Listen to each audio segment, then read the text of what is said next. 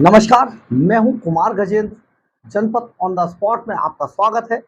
हमारे एक दूसरे social media platform podcast with Kumar Gajendra में भी आपका स्वागत है, जहां आप हमें सुन सकते हैं।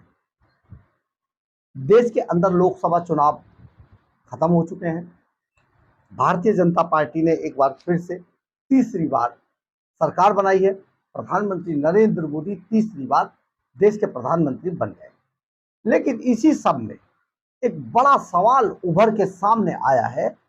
सवाल यह है कि कौन बनेगा भाजपा का बॉस। जी हाँ, आखिर भारतीय जनता पार्टी का अगला अध्यक्ष कौन होगा, अगला बॉस कौन होगा, इस पर चर्चा अभी से शुरू हो गई है। क्योंकि जो मौजूदा बॉस थे यानी कि जेपी नड्डा, जगत प्रकाश नड्डा, वो तो अब प्रधानमंत्री नरेंद्र मोदी की कैबिनेट का हिस्सा है। अब वो मिनिस्टर बन चुके हैं। इस लिहाज से अब उन्हें ये पद जल्दी ही खाली करना पड़ेगा और भारतीय जनता पार्टी को एक नए अध्यक्ष का चयन करना होगा। लेकिन इस सब के साथ ही हम आपको ये भी बता देते हैं कि मामला जो भी रहे, लेकिन बॉस तो प्रधानमंत्री नरेंद्र मोदी और अमित शाह के सहमति का ही होगा। हालांकि इसमें संघ को भी साथ लिया जा सकता है, साधा जा सकता है, क्योंकि संघ की वजह से समझा जा रहा है जो अभी तक एक बड़ा झटका बीजेपी ने खाया है, तो शायद संघ की भी चले इस बार। लेकिन आखिर कौन हुआ, ये सारी चीजें जिस तरीके से सामने आ रही है उस पर हम आपको थोड़ा सा बता देते हैं। पिछले 4 सालों से को बीजेपी के राष्ट्रीय अध्यक्ष रहे जेपी नड्डा को एनडीए की नई सरकार में शामिल किए जाने के बाद ये साफ हो गया है कि सत्ताधारी पार्टी चुनाव के बाद बड़े बदलाव के लिए तैयार हो रही है। बदलाव जल्दी हो सकते हैं। वर्ष 2014 में हर 5 साल के बाद चुनावों और बीजेपी के संगठन में बदलाव का सिलसिला चलता आ रहा है। हर बार रिले रेस की बैटन देने की एक सिमेट्री रही है। पार्टी चुनाव जीतकर सत्ता में आती है, मौजूदा अध्यक्ष को कैबिनेट मंत्री बनाया जाता है, फिर पार्टी अध्यक्ष पद की बैटन नए नेता को दे दी जाती है। अब तक ये अध्यक्ष प्रधानमंत्री नरेंद्र मोदी और दूसरे ताकतवर नेता अमित शाह के करीबी और विश्वास पात्र ही रहे हैं। तो इस बार क्या होने वाला है, इसको लेकर बहुत कयास लगाए जाते हैं। वर्ष 2014 में जब बीजेपी ने चुनाव लड़ा तो पार्टी के अध्यक्ष राजनाथ सिंह हुआ करते थे। चुनावों के बाद जब बीजेपी सत्ता में आई तो उसने राजनाथ को केंद्र में गृह मंत्री बना दिया। तब अध्यक्ष पद की कमान अमित शाह को दे दी गई थी।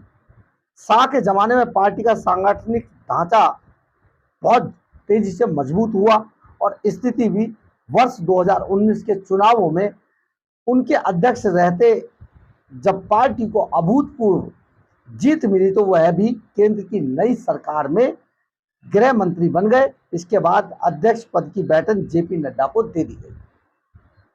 नड्डा ने बखूबी ये जिम्मेदारी निभाई। वह मोदी और अमित शाह दोनों के करीबी थे और भरोसेमंद भी। अब जबकि इस बार मंत्री पद की शपथ ले चुके हैं तो जाहिर है कि पार्टी का अध्यक्ष पद अब किसके पास जाएगा, किस नए नेता को दिया जाएगा ये पद। हालांकि इन चुनावों में पार्टी ने उम्मीद के मुताबिक प्रदर्शन नहीं किया, तो ये देखना होगा कि ऐसी चुनौतीपूर्ण समय में पार्टी की कमान किसके हाथ में सौंपी जाती है। जो भी होगा उसकी सबसे बड़ी खासियत यह जरूर होगी कि मोदी और अमित शाह का खास और भरोसेमंद होगा।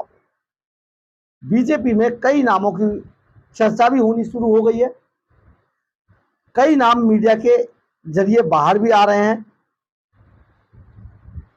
अब अनुमान लगाया जा रहा है कि अनुराग ठाकुर को नए मंत्रिपरिषद से बाहर रखा जाना पार्टी संगठनात्मक ढांचे में उन्हें शामिल किए जाने की संभावना की ओर इशारा करता है। अनुराग ठाकुर आपको याद है, युवा नेता है। ये सभी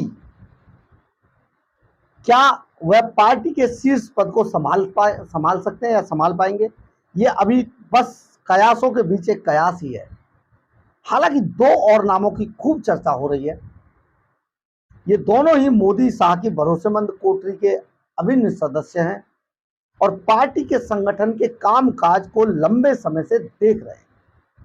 ये पार्टी के महासचिव विनोद तावड़े और यूपी के बाद कई राज्यों के चुनाव प्रभारी रह चुके सुनील बंसल, इन दो नामों पे बहुत ज्यादा चर्चा है इस टाइम पर।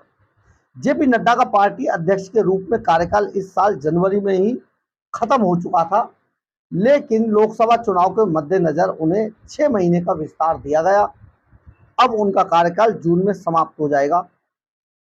अब चूंकि नड्डा हिमाचल से आते हैं तो उनके मंत्रिमंडल में आते ही इस राज्य से ताल्लुक रखने वाले बीजेपी के दूसरे ताकतवर नेता अनुराग ठाकुर के मंत्रिमंडल में प्रवेश पर रोक लग गई है। ऐसा कभी नहीं चाहेंगे जेपी नड्डा कि हिमाचल का ही कोई नेता मंत्रिमंडल में शामिल हो जाए और उनको चुनौती दे।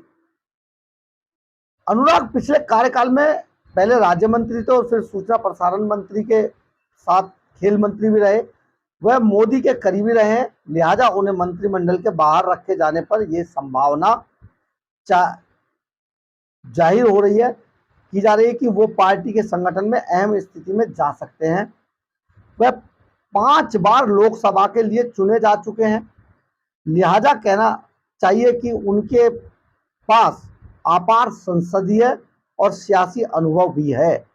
वैसे तो अगर आपको सही बताएं तो स्मृति ईरानी जो अमेठी से चुनाव बुरी तरीके से हार गई हैं, उनके नाम को लेकर भी कई तरीके की बातों को लेकर कयास लगाए जा रहे हैं। मोदी सरकार में शामिल नहीं की गई स्मृति ईरानी, जबकि बड़ा खास चेहरा थी।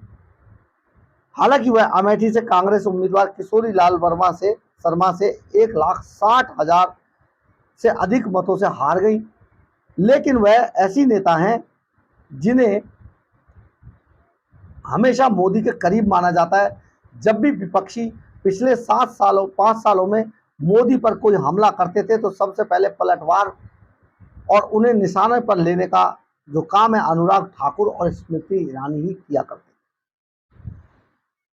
अब ये सारी जो नाम है ये सचमुच बहुत तेजी से चर्चा चल रही है। इसके अलावा तिरुवनंतपुरम कांग्रेस नेता शशि थरूर से करीबी और मुकाबले में हारने वाले भाजपा नेता राजीव चंद्रशेखर भी हार के बाद मंत्री नहीं बन सके हैं। वह भी भाजपा में संगठन में शामिल हो सकते हैं। उन्होंने सोशल मीडिया प्लेटफॉर्म पर कहा भी कि वह भारत को आगे ले जाने के लिए भाजपा कार्यकर्ताओं के रूप में पहले की तरह ही अथक परिश्रम करते रहेंगे।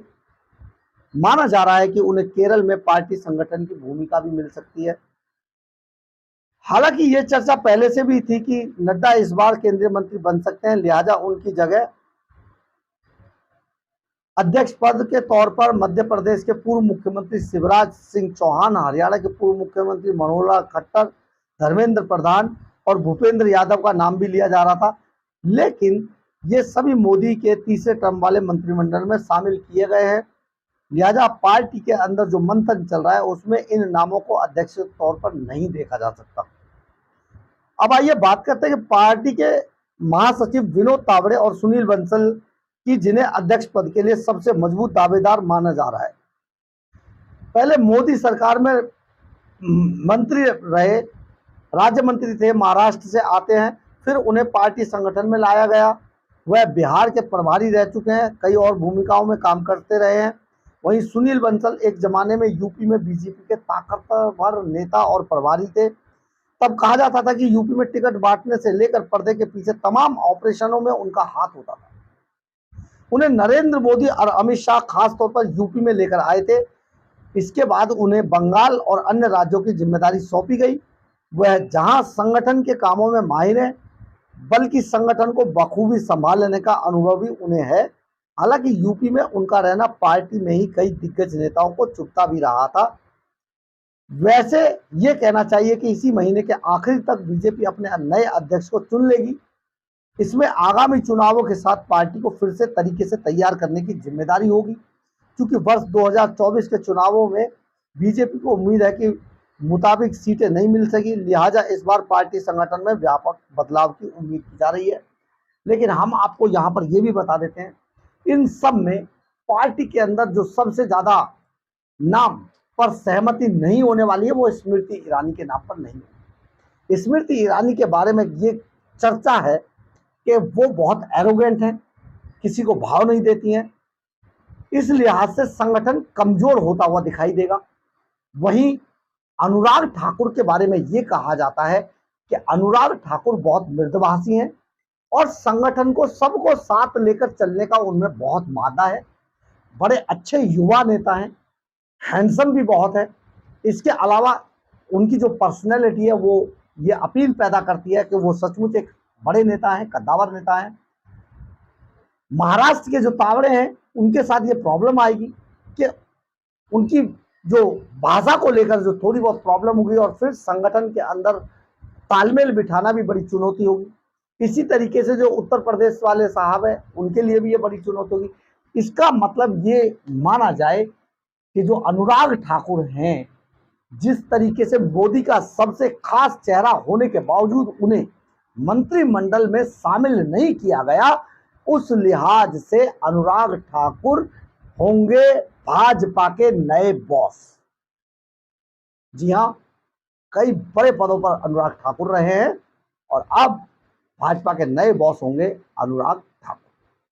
बहरहाल, अगर आपको हमारी खबर अच्छी लगे तो आप इसे लाइक, सब्सक्राइब और शेयर जरूर करें। कमेंट्स बॉक्स में अपनी राय जरूर लिखें, इससे हमें बहुत बहुत बहुत ऊर्जा मिलती है। और अगर आप हमारे चैनल पर नए हैं तो हमारे चैनल को ज्वाइन करना ना भूलें। इतना ही नहीं, अगर आप हमारे चैनल को आर्थिक रूप से मदद करना चाहते हैं तो हमारे QR कोड को स्कैन करके या फिर हमारे सुपर थैंक्स बटन को दबाकर हमें आर्थिक रूप से मदद भी कर सकते हैं। एक बात और जो बहुत ज़रूरी आपसे कहनी है, आपकी हमारे चैनल के बारे में क्या राय है, हमारे बारे में क्या राय है, आपकी हमारे खबरों के बारे में क्या राय है। अगर आपकी कोई राय है तो प्लीज़ कमेंट्स बॉक्स में अपनी राय जरूर लिखें, क्योंकि कई बार आपकी राय से हम अपनी राय बनाते हैं और कई बार आपकी राय को हम आपके नाम के साथ अपनी खबरों में शामिल भी करते हैं। तो प्लीज़ आप अपनी राय कमेंट्स बॉक्स में जरूर लिखें। जय हिंद, जय भारत।